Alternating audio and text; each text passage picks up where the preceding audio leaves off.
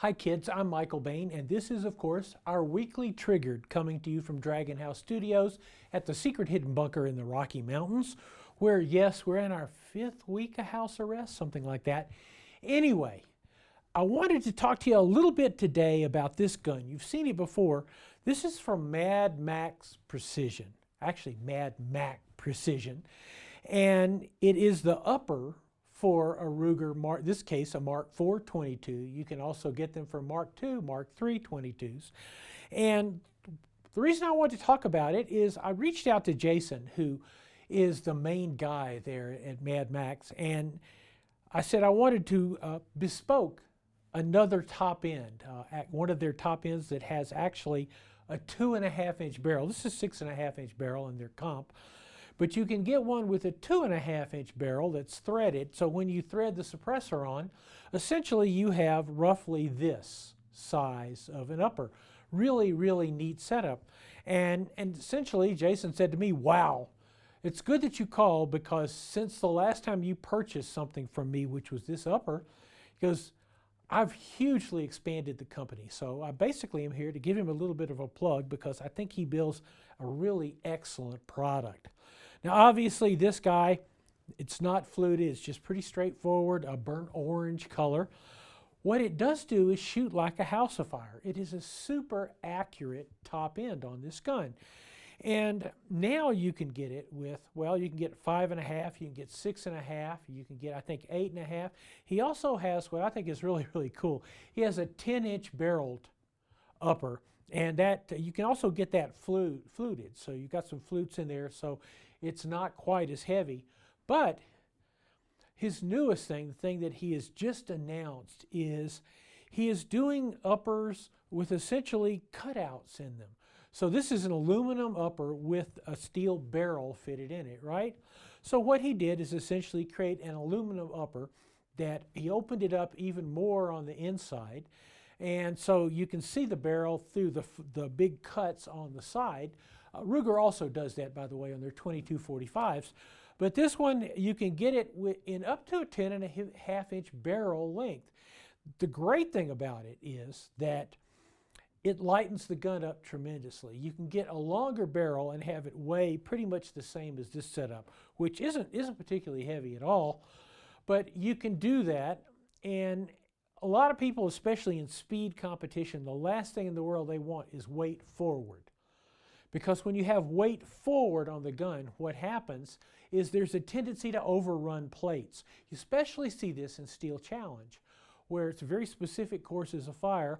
And if you're muzzle heavy, as you swing from target to target to target, you need to stop. You're not shooting on the move. You're stopping, bang, moving to the next target, bang. But when you have mass out front, it's really easy to overswing on that target, especially if it's a 5-plate string. Plate number 5 is the one you may well swing past on. So a lot of guys competition shooting like less weight on the front. And so Jason said, okay, we'll just cut away a lot of that aluminum. You can see the barrel through it. Once again, you can get it threaded. The other thing that Jason has decided to do with these X-bars, so these are kind of the extreme uppers, the X-bar uppers, is he's decided to offer complete guns. So you can now get a complete X-bar that's built on either a 2245 Mark IV or this is just a regular standard Mark IV frame, but you can also get that.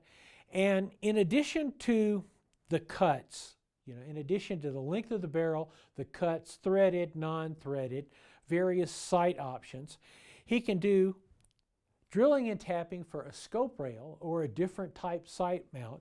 He can also do drilling and tapping on the bottom. So if you want to use it as accessory rail or any of those things, that he can do that as well. He can add a Volquartsen accuracy groups on the trigger, which is pretty much state of the art. The Volquartsen accuracy group is pretty much right there. Also any number of other features, special G10 grips, a lot of different options on the completely built gun at a very, very fair price. I mean, it's roughly in the $1,000 to $1,500 range, which is excellent for a bespoke, a one-off custom gun. The other thing he did here that I like amazingly well is this particular gun is cut pretty deeply here. And one of his plates, one of his standard mounting plates for sights, is on it. Now, I specified for him, we talked about it a good bit, I specified for a Trijicon RMR or one of their newer sights, the SRO sights. SRO, or I forget, they have lots of acronyms, but their new competition sight, which sets up a little higher. So I said, cut it as deeply as you can for me, and then fit the plate on it. Now, if you want to, you can order it with Volquartsen rear sights, fiber optic front sights, lots of different options. But I wanted it cut because I wanted to use the Trijicon SRO until I got this sight. Now, this is a Holosun. It is a 508T green. That means it has a green circle and a green dot. It's a 32, basically MOA circle and a 2 MOA green dot. You can also have it with just the green dot or the green circle. It took me a while to get this sight. One of the interesting things about it, and I have to refer to my cheat sheet on endless number of battery things, it's a 1632 battery backed up with a solar panel. And they are talking about quite literally 10,000 to 50,000 hours off one battery with this solar assist. One of the reasons that I like that circle dot on my rifle for the Rimfire Challenge Whirls, gosh, last October, those wonderful whirls at Old Fort Gun Club, Fort Smith, Arkansas. Saw my dear friend Rob Elliott. I shot a Sightmark sight that had on the rifle that had a circle and a dot. And you know what? I sped up. It went well. I liked shooting circle dot. And so Rob, who's been shooting a Holosun, in fact, I think Holosun gives him sights, for a long time, he goes, I understand why you don't try a Holosun. So this is kind of their next up 508. And wow, the combination of this sight sunk as low as Jason was able to get it here on this X-bar upper gives me as pretty close to an ideal electronic sight picture as I've ever had on a gun. I really like this because it's sitting really low. When I come up on the gun, you know, when I'm coming out, I come up, I pick up that circle dot really, really quickly, especially green. That is really important. Secondly, one of the things that I kind of wondered about is, would I like green better than red? And the answer is hugely yes. At least my eyes pick up green a lot quicker than they pick up red. This sight also has an option of, as I mentioned, a single 2 MOA dot, 32 MOA circle. Obviously, a 2 MOA dot that's 2 inches at 100 yards. A 32 MOA circle at 100 yards is, anyway, guess. But one of the things it also has is an automatic shutoff, and it has a shake awake and automatic settings. I hate those things. I hate those things. I go to some lengths to turn them off. I get rid of dots that only have automatic settings because for some reason they're never right for me. Well, I just started working with this dot, and first I was going to turn off the automatic setting because there. And I thought, well, what the heck? What the heck? Let's see. So I tried it in bright sunlight. I tried it in dark, in clouds, and so far the automatic setting has been dead on. The automatic setting has given me quite literally exactly how I would have set that red dot sight, which surprised the heck out of me. I like it. I like it. And when you go to a match, you know, you don't know what you're going to get. You're going to get sunshine, you're going to get clouds, you're going to get rain. It's a titanium sight. It's very, very light. There's a second generation that is out and not very available right now. It's a version 2. And it has the battery on the side. So you can open a door, replace the battery. On this sight, as with RMRs, you have to unscrew it, and then replace the battery on the bottom, screw it back. Once again, I've done this about 1.5 million times with a lot of different sights. I have never seen a shift in point of impact. That doesn't worry me. But anyway, Holosun 508, I could not be any happier with it. When we return here on Triggered, we got a really special treat. We're going to head out to Prescott, Arizona. Stay with us. This week's Triggered is brought to you by Ammo Man. What's in your ammo can? Tandem Cross, making good guns even better. Lipsy's and their wonderful Guns of the Month. Lucid Optics, on target, under budget. Cimarron Firearms, the leader in innovation in Old West firearms. And Franklin Armory, creating some of the most innovative guns in America. Welcome back to Trigger. Let's head out to Gunsite in Prescott, Arizona, and talk to Ken Campbell, of course, Chief Operating Officer at Gunsite, and he's got some very good points for us today. So I am here with Ken Campbell from Gunsite. He has just come off the range. Ken, Gunsite is functioning right now, even with social distancing, right? Absolutely, Michael. And hey, thanks for having us here, by the way, and thanks for what you're doing. But yes, we are. We're proud to say we're functioning here several ways. Number one, we're constitutional, and that's good that DHS recognizes that silly thing called the Constitution.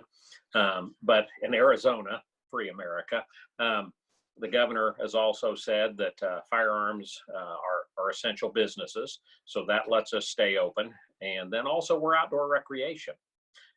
So that lets us stay open. We've modified some things here to make sure we follow the CDC's best practices and so on to make sure we do keep people healthy. That's great. I'm glad to see you still functioning, especially because, and this is something I specifically wanted to ask you, we're now looking at a situation here in America where we literally have 1 million, 2 million brand new gun owners. I mean, the numbers are staggering. A lot of those people are people who have actually been critical of firearms and critical of the culture in the past. I can't think of anybody better than you to just give us a bullet point list that we can tell those people what do they need to do now. All right, good.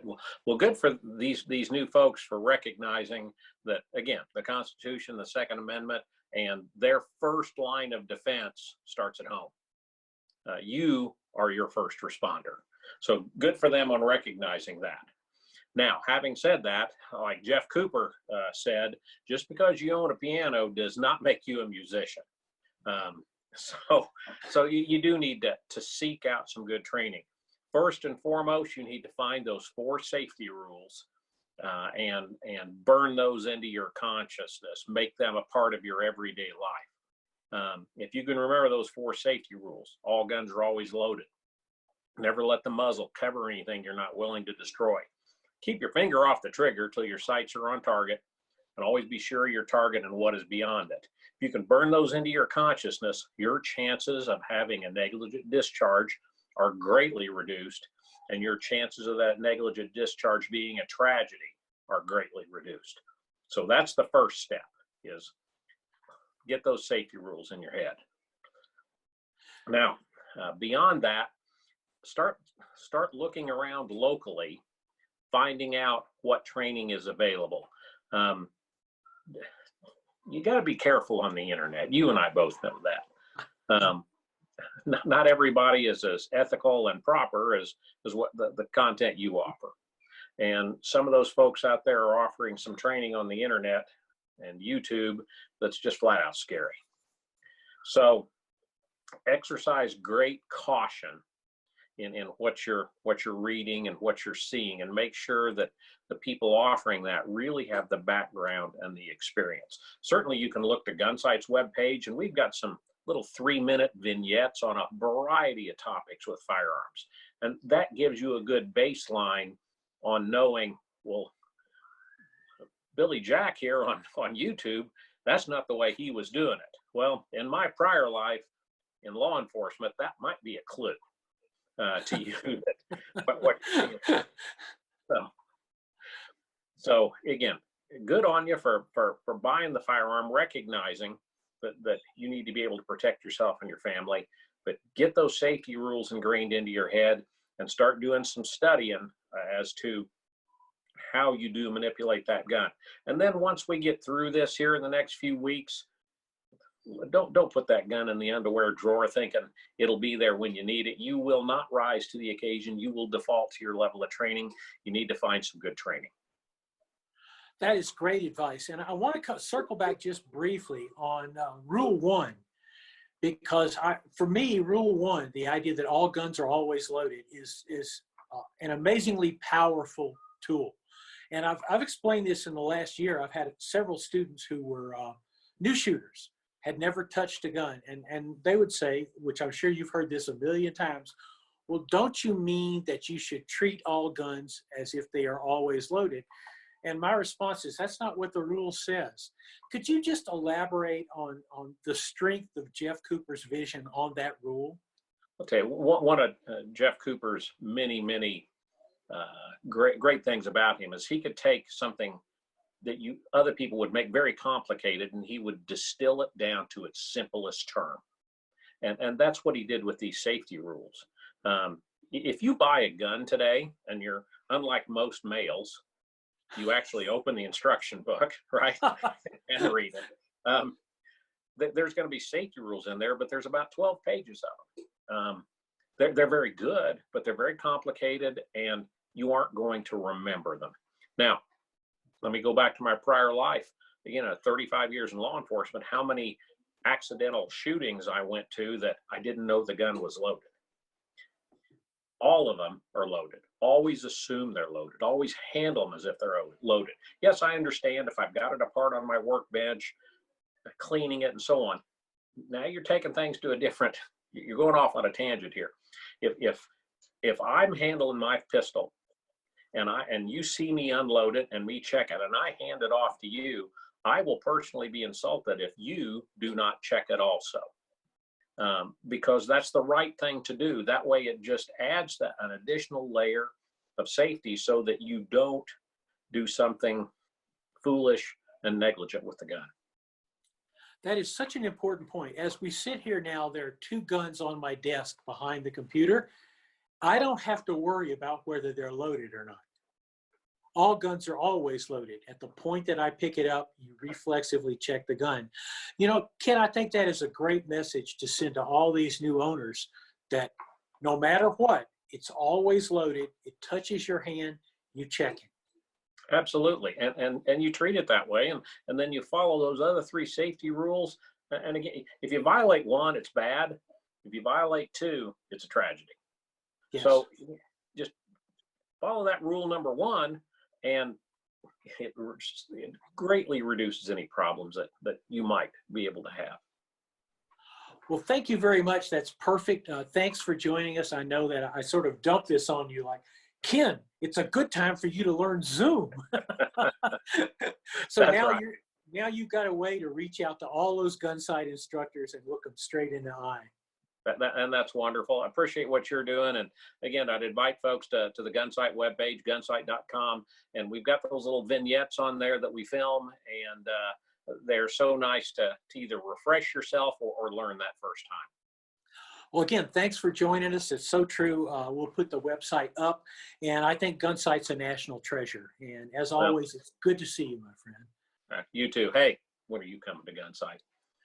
As soon as they let me out of my house, good grief. All right. Thank you, Ken. All right, take care. Well, as always, it's great to talk to Ken, and honestly, I am really looking forward to getting back out at Gunsite. I miss it. There is very much a Gunsite family, and I am honored to be a part of that family. What you see in front of me here, a little bit of a tease going into the next week or so. I got 2 22 caliber revolvers here. One, a Ruger GP100 10-shot 22. The other, a Smith & Wesson, one of their K-frame 10-shot 22s. Of course, you've seen both of these guns before. The Smith & Wesson is a dedicated race gun built by Apex Tactical, Scott Folk, Randy Lee, and I have shot it in Rimfire Challenge. In fact, I shot it when I became the last mechanical division champion. Maybe the only mechanical division champion. Well, in October, I'm going back for more. Rimfire Challenge Shooting Association World Championships back at Old Fort in Fort Smith. I am going to be shooting mechanical with either the Smith & Wesson or this 10-shot Ruger. I'm going to be shooting GP100 all season in other competitions, and a really, really special rifle from Volquartsen. And hey, I just got notified that it's on the way. I'm Michael Bain. You can find Triggered on michaelbain.tv, YouTube, everest.com, and more places coming. We will see you next week.